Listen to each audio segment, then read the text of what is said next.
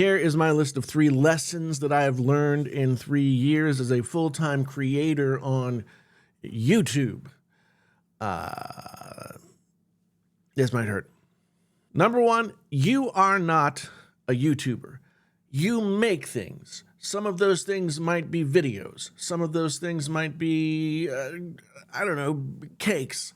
You are not defined by YouTube as the gateway for all of your creative output. And therefore, you are not beholden to YouTube or any other platform to validate you as a person who creates things. I had to give up the idea that I was a YouTuber and success on YouTube was what validated my right to be a full-time creator. Number 2, everything changes.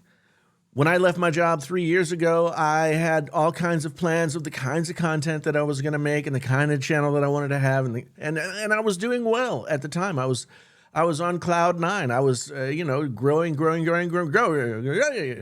Then COVID happened, and my channel just ground to a halt. And for the past 2.5, 3 years almost, it's still just been sitting there. I don't know what to do. So if you've had some success on YouTube or elsewhere or whatever, be ready to then fail, because nothing lasts. You don't just rise through the ether to great success and beyond without falling down a little bit. You have to seek out change. You have to be looking for the opportunities to change, because once you have to change because whatever you're doing isn't working anymore, it's already too late. You're in a hole and you got to dig yourself out. I think about some of my favorite artists and creators over the years, people like Bob Dylan, always found the next iteration of themselves before the previous iteration of themselves became old hat, became sort of a parody of themselves. It's not an easy thing to do, but it's something that you should keep thinking about. What is next? As someone whose content kind of runs on a cycle, right? So every year tech comes out, you get the tech, you review it. After a few years, there's not really much else to say. And some people are cool with that, and some people like to just sort of report the news and keep on going. It's not something that I enjoy. It's not the same tech world as it used to be. Tech is not as interesting as it used to be. There aren't as many pieces of products coming out anymore.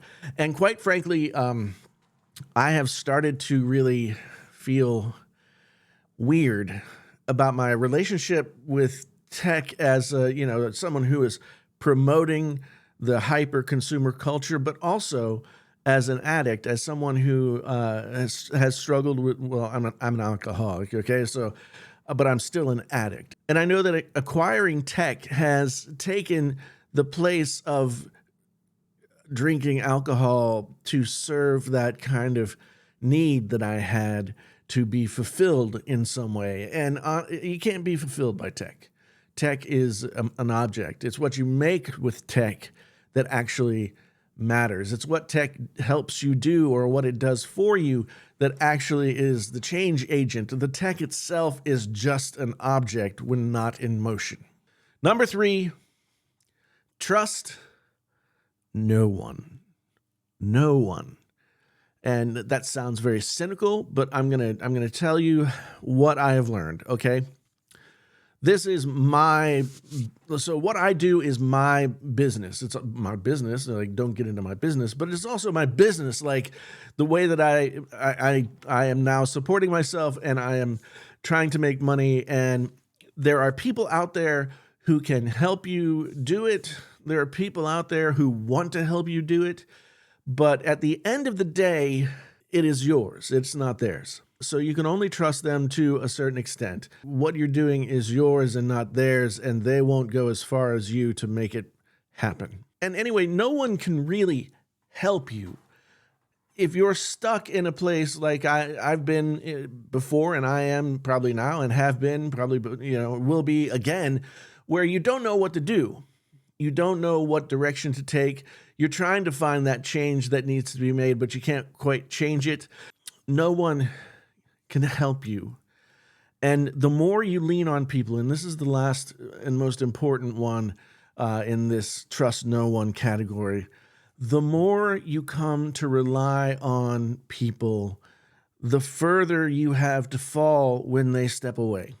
I say this because I've had to learn that there's only so far that I should go in relying on anyone else to be there for me when the time comes. There are very few people who will be there for you in your most difficult, toughest times because they've got their own things going on, or they don't want to deal with your ickiness, or you're too overbearing to deal with. Whatever the case may be, all those things put together, you will end up one day, one night alone. You should trust people in who they are. You should have relationships, but you should never trust them to be able to fix what's wrong with you. And when you're doing this thing, you inevitably cannot run away from what's wrong with you that will keep you from getting where you want to go. That's a depressing place to end, so I'm not going to end there. There's a bonus. There's a bonus couple of things here. I want to say that with all of those things out of the way, with all of those sort of hard truths that I've learned over the past few years that are mostly about myself and not necessarily about YouTube or algorithm or business or any of that stuff. Most of these things are me things. I want to say things that I should say to myself. You are a flawed individual. People make mistakes. And even when everything falls apart, you still have somewhere to go. If I'm going to leave you with anything that is sort of the overarching lesson that I've learned, well, one is you make plans, God laughs. But the real one, the one that matters to you as a creator, the real one is the only thing you can control is your output, what it is that you make. Once it's in the hands of something that is not your fingers, you don't own it anymore. It's not yours. You can't control it. You can't control whether it goes viral, or you can't control whether or not you get negative comments. You can't control anything. Okay, so the only thing that you can control is what you do.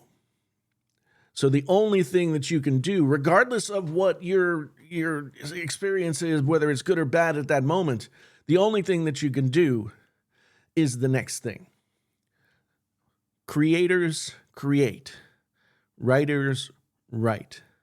If you find yourself not doing that, then you are contributing to your own downfall and you've lost the thread. You need to get back to what you can control and start doing the work again. Hopefully this was helpful. Let me know down in the comments. Thanks for being here. Subscribe if you want to subscribe. Thanks. Bye.